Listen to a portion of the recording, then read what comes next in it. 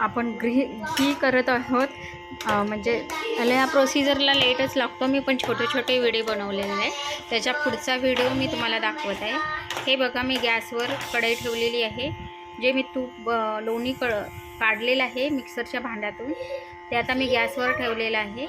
मोठा गॅस आहे सध्या. फर्स्ट लाईला 5 मिनटं ती उकळी असतं. मोठाच गॅस ठेवायचा असतो. ओके, मला सगळं पुसून घालत आहे मी.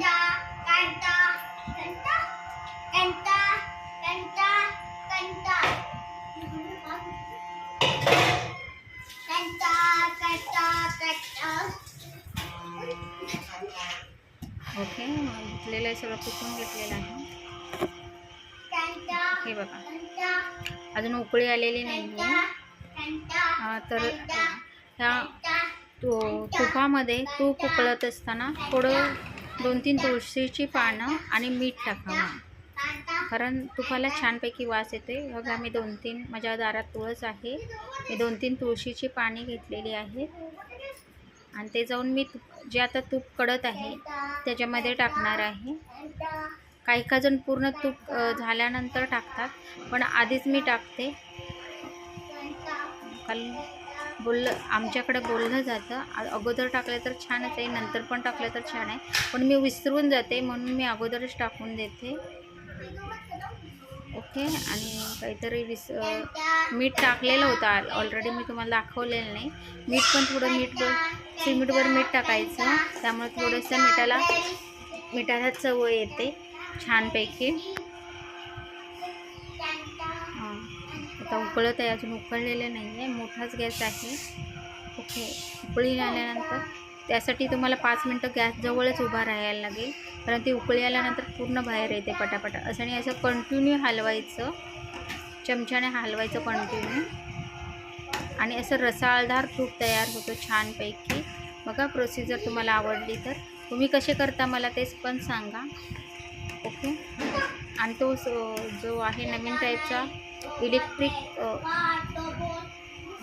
ताकाचं जे आहे मशीन, ते तुम्ही घेतलेलं आहे का, ते पण मला कमेंट बॉक्समध्ये सांगा. तुमच्याकडे कशा पद्धतीने तूप बनवतात ते पण मला सांगा. मी काहीतरी विसरलेले आहे ते सांगण्यासाठी पटकन लक्षात नाही आलं. पटकन बघा किती मोठा गॅस ठेवला, बघा थोडंसं तर खाली गेलं, एका सेकंदात आले म्हणून बरं, नाही तर पूर्ण बाहेर गेलं असताना गॅसचे सगळं गहाण होऊन मला ते पुसायला लागलं असतं डबल काम. मी पटकन आलेले आहे. ओके, असं पटकन वर येतं, त्यामुळे 5 मिनटं ह्या गॅससमोरच तुम्ही उभा राहायचं तूप करताना. पूर्ण खाली आल्यानंतरच तुम्हाला दुसरी कामं करता येतील. कमी आले यावेळी थोडंसं कमी आहे, कारण ते 5-6 दिवसाचीच आहे, मी 15 दिवसाचं करते. थोडं ॲक्च्युली काही निमित्तानं गावाला जायचं निमित्त झालं, अजून ठरलेलं नाही आहे, पण डिसाईड झालं. रेषाई वाया जाऊ नये म्हणून मी आज हे तूप केलेलं आहे, साठवलेली. ॲक्च्युली फ्रीजमधलं खराब होत नाही, पण कंटिन्यू पुन्हा 8-10 दिवस त्याला, कारण जेव्हा शाई लावतात त्या कंटिन्यू 1-2 दिवसाने हलवायच लागते, म्हणजे चमचा घालून त्याला कंटिन्यू हलवायला लागते, तेव्हा कुठं त्याचा वास येत नाही शाईचा. मग आता कोण ते पाहिली नाही तर त्याचा वास येईल म्हणून मी हे तूप बनवत आहे.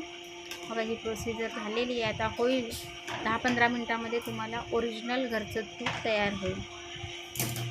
ओके, अशी सवय पाहिजे, म्हणजे पटकन होतं आणि घरचं तूप खायला मिळेल तुम्हाला. जर तुमच्याकडे जास्त दूध येत असेल शाईचं, तर असं तुम्ही तूप घरातल्या घरात करू शकता. Thank you everyone. ह्याचा पुढचा व्हिडिओ तुम्हाला पूर्ण तूप झालेला मी दाखवतच आहे पुढच्या व्हिडिओमध्ये.